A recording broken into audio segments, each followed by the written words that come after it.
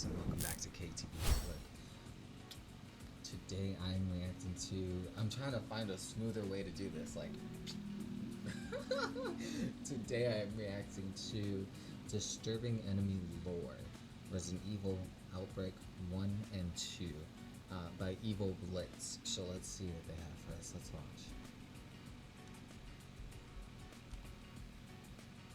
I will eventually find my way. I will eventually. I'll get this right, like a cigarette. Kissing my audience, right? The beats. Okay, so let's shut this off. Terrifying enemies.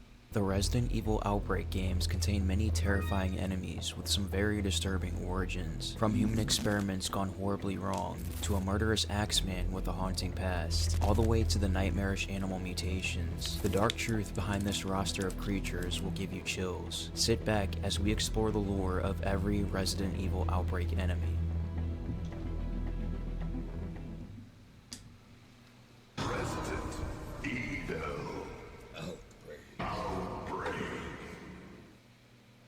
The Hunter R is a variant of the bioengineered Hunter species. Intended as the next step in Hunter development, the R model replaced the Alpha model in its development. The reason for this was to increase usability of Hunters, as the practical applications for the previous Alpha model were considered to be somewhat limited. These creatures were noticeably an ectothermic species, being cold-blooded and heavily dependent on the climate to assist in their metabolism. It is also understood that this species was smaller and weaker than any other Hunter products, though made up for it in pack instinct. This particular variant Hunter was developed in the Nest facility under William Birkin and another Umbrella USA facility located above. Yo, I hate Hunters then, I hate Hunters now. In Resident Evil Revelations, Hunters were the biggest pain in my ass. Ground.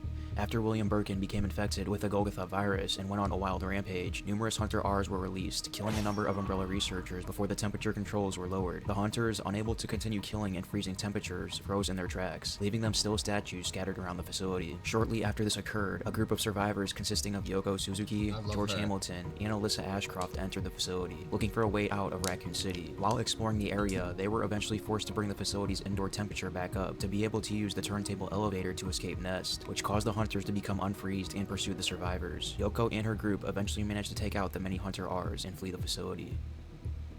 G is the name given to any mutant created through the infection process of the Golgotha virus. The process is as follows. A host is injected with a Golgotha virus, causing the body to become impregnated with an embryo. The body then rejects the embryo due to incompatibility with its DNA, resulting in a very savage and gory escape from the body, usually resulting in its host body being split in two. This occurs because the genetic incompatibility between G and the host was insurmountable, causing the G cells to forcefully reproduce and spread throughout the body in a process known as false reproduction, which ultimately resulted in the G adult body. The adult mutation then has the ability to spew G young babies out of its body, which attack and infect the enemy, potentially resulting in more G adults being created. The only known occurrence of Gs was during the Raccoon City destruction incident that took place in September of 1998. Monica, a researcher of the G virus R&D team, was parasited by a G embryo that crawled down her throat when she was attacked by a giant moth in the nest. Not genetically compatible, it rejected Monica and tore out her chest. The creature matured into its adult form. Well, Monica was an asshole, so. Within minutes, but was soon killed by a group of survivors on the surface.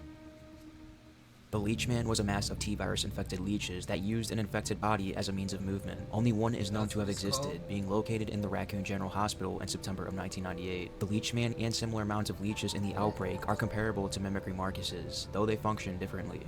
During the outbreak, an unidentified strain of the T-virus made its way through the sewers of Raccoon City in the weeks leading up to Operation Nest Record. One of the mutants resulting from this localized outbreak was the giant leech, which later asexually produced a colony of its own. These leeches were studied by Umbrella USA, who noted their tendency to stick together to form large bodies, drawing comparisons with reports of the mimicry Marcuses. As the outbreak spread, the leeches made their way into the hospital itself and began directly feeding on people, particularly hunting those with wounds. One such victim was Dr. Hirsch, whom the leeches completely covered and killed while blood draining.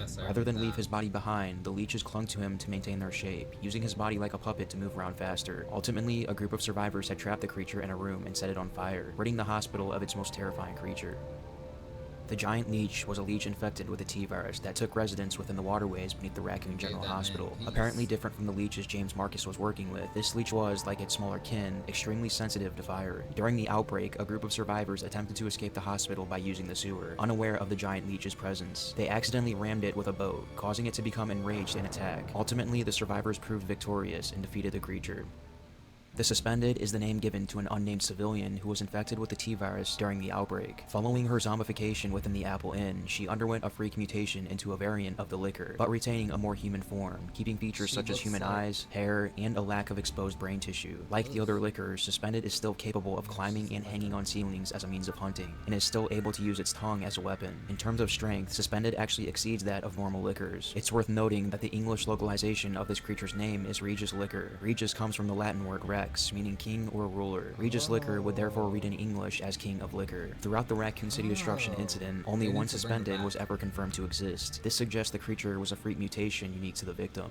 When a group of survivors were looking for a way out of the Apple Inn Hotel, the creature ambushed them, entering into a fierce battle with the group. Ultimately, the group of survivors were able to defeat the creature and escape the hotel. The Tyrant C was a prototype Tyrant model, which saw action during the outbreak. Its precise origins are unknown, though it appears to have been produced following completion of the T-103 model. The Tyrant C is characterized by its purple complexion, protruding facial horns, and red defense coat. This Tyrant model attacks by swinging its seemingly elasticated arms and kicking the character. While the Tyrant C was more powerful and dexterous than the T-103, it lacked adequate endurance and stamina. The elastic arm attack is instant death, and should be avoided at all costs. Scissortails are a type of T-virus-infected arthropod encountered during the outbreak. This creature uses its newfound abilities granted to it by the T-virus to hunt their prey, inducing bleeding and in some cases poisoning. There are two kinds of scissortail, brown and blue, and both seem to have different capabilities. The brown scissortail is the larger of the two types and will induce bleeding upon unsuspecting victims. The blue scissortail, while slightly smaller, will induce poison and bleeding on its victims. Both types do this either by stabbing their prey using their sharp tails, or by tackling and biting their prey. Both types of scissortails have mutated to the point where they have grown out of their wings. The wings, while present, are incapable of flight, as they did not scale well with the scissortail's mass increase, and have seemingly wilted away. When they feel threatened, they will burrow underground and attempt to escape their attacker. According to a Raccoon Today article published in Raccoon City, campers in the nearby Arklay Mountains encountered one in early September 1998 that attacked their hunting dog, which spent 2 weeks in the veterinarian's care after the attack.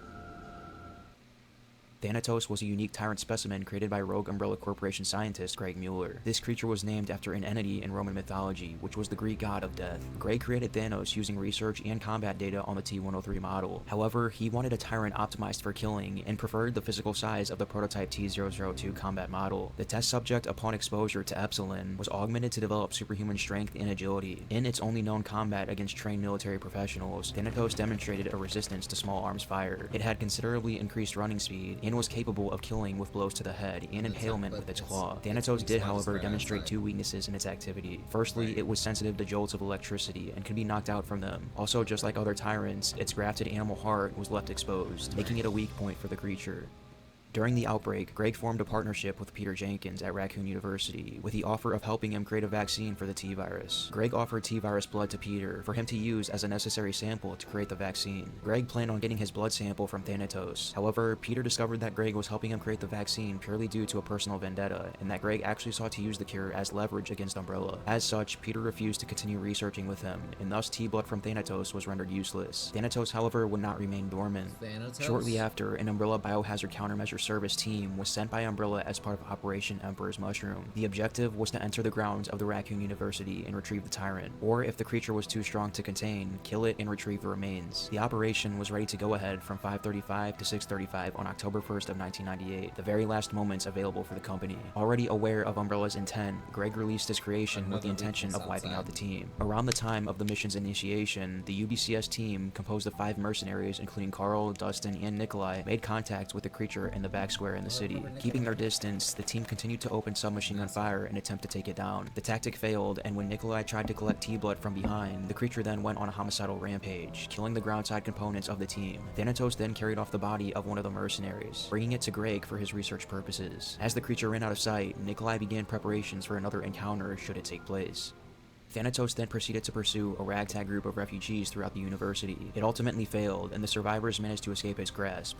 After Greg's assassination by Nikolai and the activation of the C4 charges, Thanatos again tried and failed to kill the survivors while they fled. While they escaped to the temporary safety of the back square, the C4 went off, destroying a section of the university building and bringing the ceiling down around Thanatos. Though this severely injured it and cost it an arm, it also caused it to mutate into its super tyrant form, known as Thanatos R. Thanatos' super tyrant mutation increased its height to over 12 feet tall and developed powerful muscles to allow it to jump high into the air. The mutation also formed a metal casing around its heart, making it much more difficult difficult to take down. After its mutation, Thanatos resumed its chase for the survivors outside the university. As they made their way to the evacuation, Thanatos cut them off, engaging them in battle. The survivors were able to halt the creature for a few minutes as they fled to the front square of town. Shortly after, Thanatos got up and quickly resumed its chase at full strength. Meeting them at the front square, Thanatos intercepted the survivors for the third and final time. After a long and difficult battle, the survivors defeated the powerful creature and escaped the city.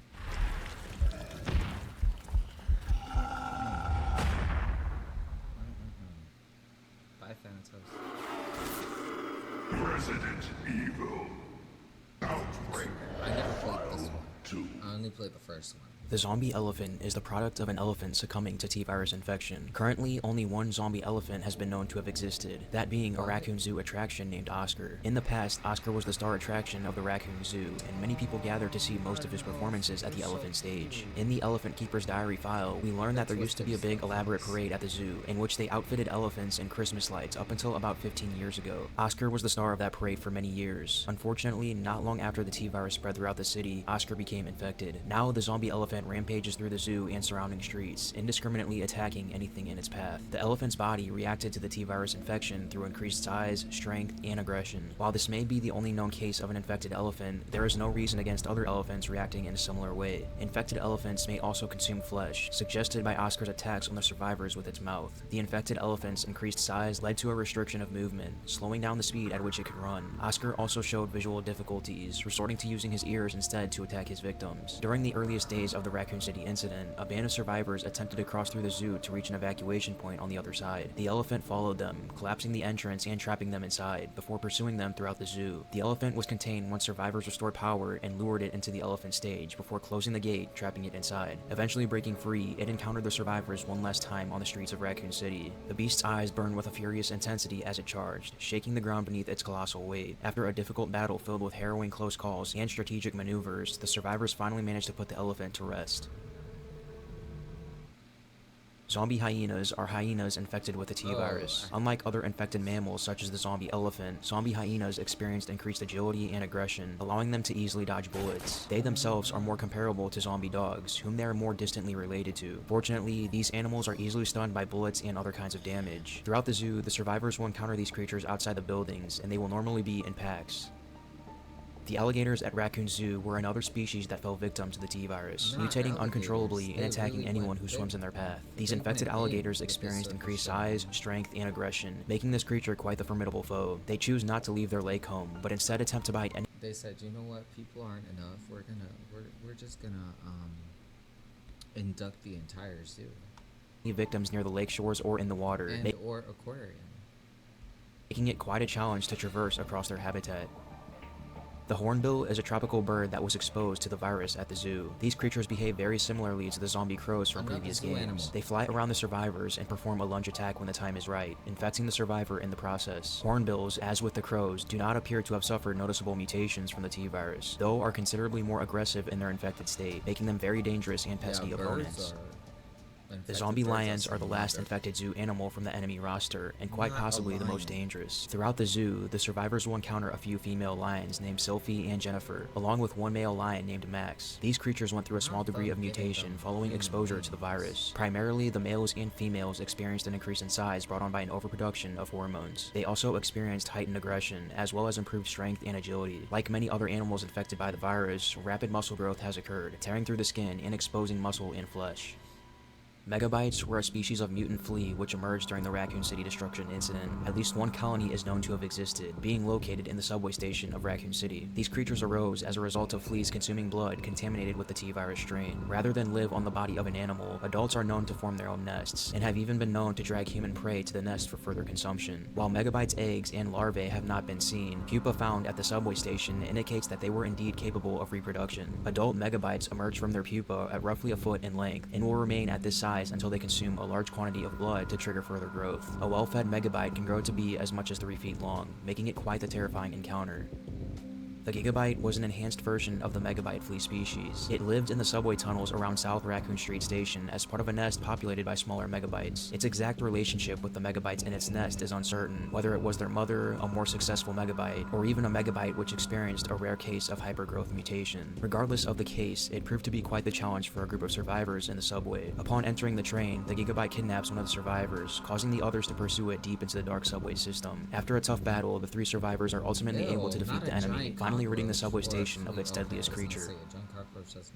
Green zombies were a plant-slash-zombie hybrid encountered in the Arklay Mountains in 1998. When the abandoned hospital within the mountains was taken over by mutated plants, the saplings of these plants would emit a toxic gas that would infect any human that walked in its path, causing these humans to become infected and mutate uncontrollably, having the effects of normal zombies while having plants, roots, and vines entangled throughout their body. While bodily identical to any other zombies, green zombies were protected by the plants and would release a poisonous fog if anyone gets too close, making them a deadly encounter within the halls of the Arklay Hospital. The Hunter Mu was a smaller version of the Hunter R. Several of these creatures were held in storage in the Umbrella Research Facility. This Hunter has the exact same attacks and firepower resistance of the larger Hunter R. These creatures may have been designed for an easy-to-store Hunter that could be delivered in large quantities for any emergency situation that could occur. They were a sizable threat to the survivors hiding in the facility until Carter, an Umbrella researcher, released Tyrant B to finally rid the facility of these creatures. Tyrant R was an experimental subspecies of the T-103 Tyrant, stored in the Umbrella Research Facility in Raccoon City, designed with programs as a means of control to replace analog methods such as the use of trainers. The Tyrant R received further genetic remodeling, strengthening, and reinforcement compared to previous models. By enhancing its genes, it was possible to create a substitute for the T-103 that maintained the ability to camouflage as a human, but with improved control and combat abilities, as well as an increased ability for threat perception and even some knowledge on stealth. Its durability was far greater than that of any other Tyrant, and even a rocket launcher would only knock it unconscious rather than blow it to pieces. The Tyrant was activated in the early hours of October 1st by Umbrella scientist Carter to combat the renegade of Hunter Moose roaming the facility. Just prior to the escape of the survivors in the lab, the Tyrant revealed its self-awareness, destroying the AT-1521 sample and knocking both Linda and the detonator for its internal bomb off the catwalk. After the lab was locked down due to the escape of the Hunter Moose, researcher Carter reprogrammed the Tyrant with the help of civilian survivors including David King. It then killed Carter and proceeded to hunt down the remaining survivors. After chasing the survivors through the ruined city and mutating into a more powerful stage, the Tyrant arrived at the highway overpass and was ready to attack David. This mutation was caused by the Tyrant losing its power limiter, causing the T-virus to become unrestricted and activate every cell in the Tyrant's body, starting with the skin. During its mutation, rock-like growths were formed on the skin, providing extra protection. Its speed dramatically increased due to cardiovascular improvement, to the point where it was difficult to see with the naked eye when sprinting. It grew large claws on each arm, just like a super Tyrant. Being experimental, this model had an explosive device placed in its neck to be detonated in the case something unforeseen transpired. Just when the Tyrant was about to attack David, Nyx, an enemy I will cover shortly, grabbed a hold of the Tyrant and absorbed the creature into its body. After a tough fight against Nyx, David was ultimately able to destroy the creature, causing the Tyrant to be set free again. Not long after David and Linda flee, it then killed Carter and proceeded to hunt down the remaining survivors. After chasing the survivors through the ruined city and mutating into a more powerful stage, the Tyrant arrived at the highway overpass and was ready to attack David. This mutation was caused by the Tyrant losing its power limiter, causing the T-virus to become unrestricted and activate every cell in the Tyrant's body, starting with the skin. During its mutation, rock-like growths were formed on the skin, providing extra protection. Its speed dramatically increased due to cardiovascular improvement, to the point where it was difficult to see with the naked eye when sprinting. It grew large claws on each arm, just like a super Tyrant. Being experimental, this model had an explosive device placed in its neck to be detonated in the case something unforeseen transpired. Just when the Tyrant was about to attack David, Nyx, an enemy I will cover shortly, grabbed a hold of the Tyrant and absorbed the creature into its body. After a tough fight against Nyx, David was ultimately able to destroy the creature, causing the Tyrant to be set free again. Not long after David and Linda flee in an abandoned UBCS truck, the creature then confronts Ada Wong, another fleeing survivor who happened to stumble upon the scene while trying to find her way out of the city. She would remark that the creature was clever but predictable, and after a lengthy battle, she managed to defeat it and flee Raccoon City. Not long after the battle, his body was completely obliterated along with Raccoon City by missiles. Nyx was an experimental bioweapon stored in an Umbrella-owned dockyard awaiting transport. It was named after Nyx, the Greek goddess of the night. This grotesque mutation was created via unspecified viral augmentation and genetic modification, and had the ability to alter its physical form through the incorporation of organic matter, as well as absorb enemies into its body with tentacles. By October 1st of 1998, Umbrella HQ became aware of plans to destroy the city, and ordered its second USS squad to recover Nyx from the dockyards and evacuate it with a Chinook. Captain Rodriguez betrayed the company and planned to keep the BOW for for himself. As Rodriguez was flying away, Umbrella executive Tommy Nielsen fired at his helicopter with a UBCS rocket launcher. While Rodriguez's quick reflex allowed him to avoid death, the crate dropped into the highway below, releasing the BOW inside. When this cargo crate landed, a team of UBCS soldiers approached the crate in hopes to secure it, only for every single soldier to be slaughtered and absorbed by Nyx, the creature inside the crate. Shortly after, it absorbed Tyrant R and battled against a group of survivors in its new mutated form. Imagine looking for resources of any kind and hoping that it's in a crate and it's a BOW and then just, that's it, that's the end of your life. That sucks. Just to be sucked into a beam. Survivors managed to defeat the creature, ridding Umbrella of quite possibly its most terrifying and dangerous creation. Most dangerous for sure. I agree. What is this?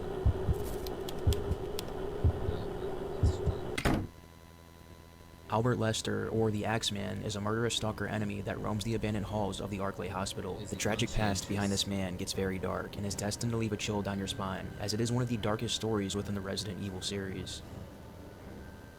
Before the outbreak, Albert Lester was the director of a hospital in the Arklay Mountains. Starting in 1993, Dr. Lester began accepting bribes from Dr. Greg Mueller to illegally trial an experimental virus on cancer patients. This virus was a strain of the T-virus that specifically targeted and removed cancerous cells. During this time, Albert's wife Dorothy Lester was suffering from an unspecified heart condition, which caused significant strain on her body, leaving her bedridden in the Arklay Hospital. Desperate to save his dying wife, Albert agreed on the illegal experimentation trial in hopes that it would cure his wife. The first test subject of the experiment was a 63-year-old man named Doug Frost, who was administered the virus on March 14th. Fortunately, his cancer cells died from the virus. However, this came with some side effects, as Doug began to develop a voracious appetite. This side effect ultimately led to his death just a few days later. Still adamant on saving his wife, Albert put Dorothy on trial shortly after. Infected with the virus on the 20th of May, Lester's heart problems went away after a day, and she was able to breathe on her own. On the 23rd of May, Lester began showing symptoms consistent with zombification, and was noted in reports for her voracious appetite.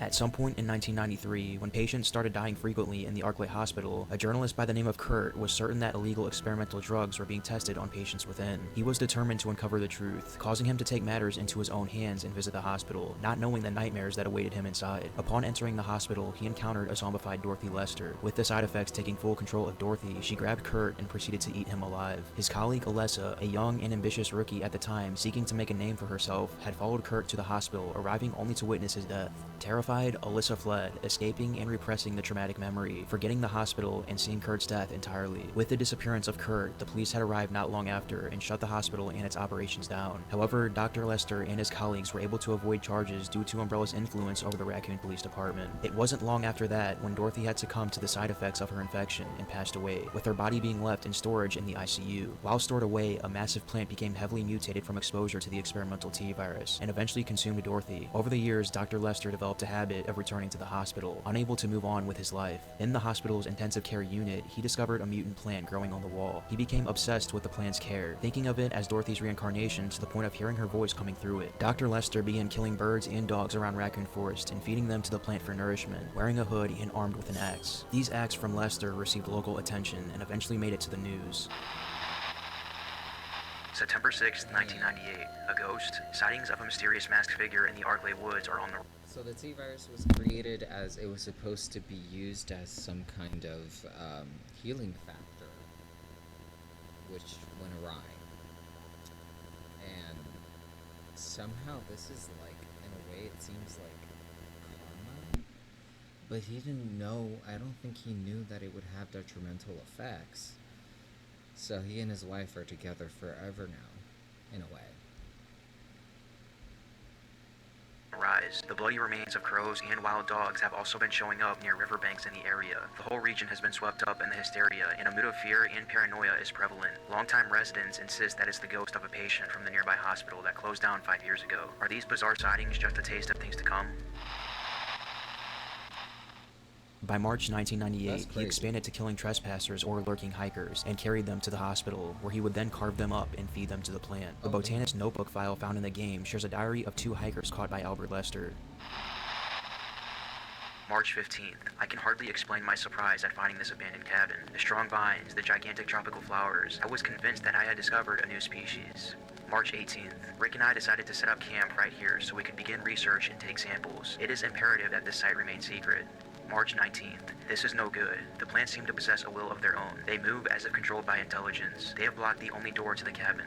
March 20th. There's no way out of this place. If it comes down to it, I can use my satellite phone as a last resort. We have a week's worth of food left. It's best to just wait for now. Rick swears up and down that he can sense a human presence here. He's likely hallucinating. Meanwhile, I managed to drop my phone and break it. I no longer care about the new plant species. I just want to get out of here. Rick is dead. He was killed. Who is that freak? Why is he attacking us? Bianca, Jesse, please forgive your father if we're dying before you. I'll always love you. As the months went by, he continued with his lifestyle and would eventually become infected from the plant he was feeding, causing him to begin mutating. A diary from Lester found in the abandoned hospital better explains his mutation experience, telling us stories of his encounters with his hopeless victims deep in the woods. The first mention was a group of 3 kids that went camping. These kids were lost, so Lester offered to guide them, ultimately tricking It was part of his induction anyway. He was already gone.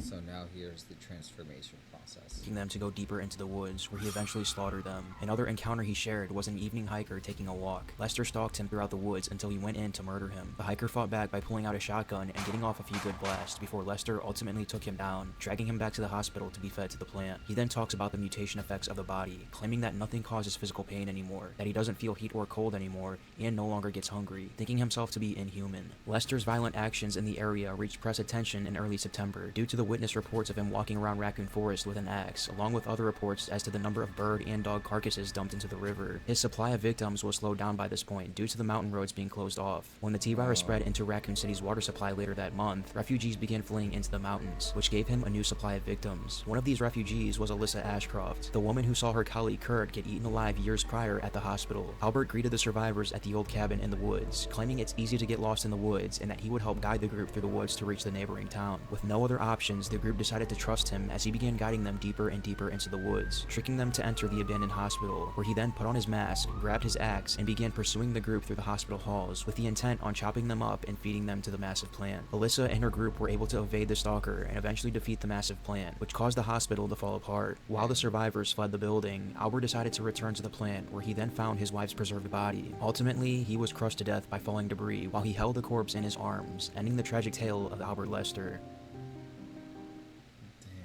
Click this video here to find out the disturbing lore of every enemy from— So sad. I was hoping she would somewhat be alive, at least for those final moments before they die. Damn. That's sad. That is kind of heart-wrenching. But yeah, it is what it is. Hopefully they have the both files in one remake together. But let me know what you think about this video down in the comments below. Let me know what other gaming videos you want me to react to or media-related content. Trying to keep it in the gaming sphere, but like and subscribe if you vibe. Can be today, and I'll see you guys on the live streams eventually. Thanks for stopping by.